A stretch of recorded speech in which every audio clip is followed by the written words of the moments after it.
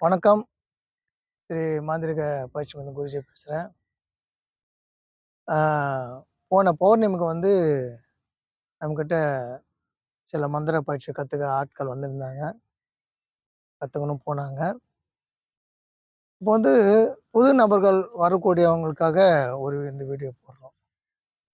ஏன்னா என்ன விஷயம்னு சொன்னா, ஒரு தேவதை நீங்க எடுத்து அது பூஜை பண்ணி, அதுகிட்ட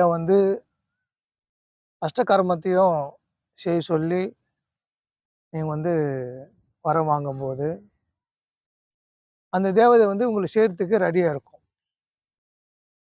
அப்படிதான் ஒரு தெய்வத்த தேர்ந்தெடுக்கணும். அது தவிர்த்து நம்ம ஏதோ யாரோ ஒருத்தர் சொன்னாங்க, இல்ல வேற யாரோ ஒரு தெய்வத்த வழிபடுறாங்க. அவங்க நல்லா இருக்காங்க. அதே மாரி நம்மளும் வழிபடலான்னா, அது சரி வராது. என்ன காரணம்னு சொன்னா, ஒரு தேவதைக்கும் ஒரு வகையான சக்திகள் உண்டு. அந்த சக்திகளுக்கு உங்களுக்கு தாங்குமா? உங்க உடல் ஏத்துக்குமா? அது முதல்ல பார்த்துக்கணும். ஏன்னா சில பேருக்கு சூடான உடல் இருக்கும். அந்த சூடான உடல் இருக்க நபர்கள் பெருந்தேவத்தை எடுத்து செய்யும்போது உடல் அதிகமா உஷ்ணமா ஆயிடும். உடல் சூடாயிடும். வயிறு எரிச்சலு, தொண்டைக்குள்ள ஒரு விதமான ஒரு ஒரு உணர்வு, வெப்பநிலை ஆயிடும். அ உடல் அனல் பறக்கும். எது சாப்பிட்டாலும் ஜீரணம் ஆவாது. அப்படியெல்லாம் அவங்க உடம்புல உபாதைகள் வந்துரும். அதே கூலிங்கான உடம்பு இருந்துச்சுன்னா, நீங்க பெருந்தேவதை, உஷ்ணமான தேவதைய எடுத்து பூஜை பண்ணாலும் உங்களுக்கு பாதிப்பு கம்மியா தான் இருக்கும். சரிங்களா? அதனால நீங்க விருப்பப்பட்டது எல்லாத்தையும் விருப்பப்பட்டு, அது எல்லாம் எடுத்து செய்யணும்னா, அது வாழ்க்கையில பெரிய பாதிப்புகள உருவாக்கி குடுத்துரும். அப்படி இல்லாம, ஒரு தேவத தேர்ந்தெடுத்து, அந்த தேவதையோட குணாச்சாரம் தெரிஞ்சு, அதோட சக்திகள் தெரிஞ்சு, அதோட பயன்பாடுத்தனம் தெரிஞ்சுக்கின்னு, இந்த தேவதைய நம்மள வச்சு வழிபட முடியுமா? முடியாதா? அன்ட்டு ஒரு குருநாதர் கிட்ட நீங்க கேட்டு தெரிஞ்சுக்கணும். பிறகு அந்த தேவதை உங்களுக்கு ஒத்து வரும்னு தெரியும்போது மட்டும் தான், அந்த தேவதைய உபவாசம் வாங்கி, தீட்சை வாங்கி, அதுக்கப்புறம் அது பூஜை பண்ணி, அந்த தேவதைய உங்களுக்கு வசியமாக்கி, அஷ்டகர்மத்த செய்ய வைக்கிறதுக்கு நீங்க பழகணும். அப்படி பழகும்போது, நீங்க தேவதை கட்டுப்பாட்டுக்குள்ள போகக்கூடாது.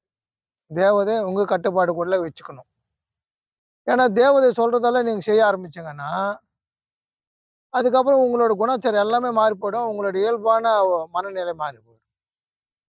அது இல்லாத உங்களுக்கு நீங்க இயல்பா எப்படி உங்களோட மனதளவு இருக்கீங்களோ, அதே மாரி இருக்கணும்.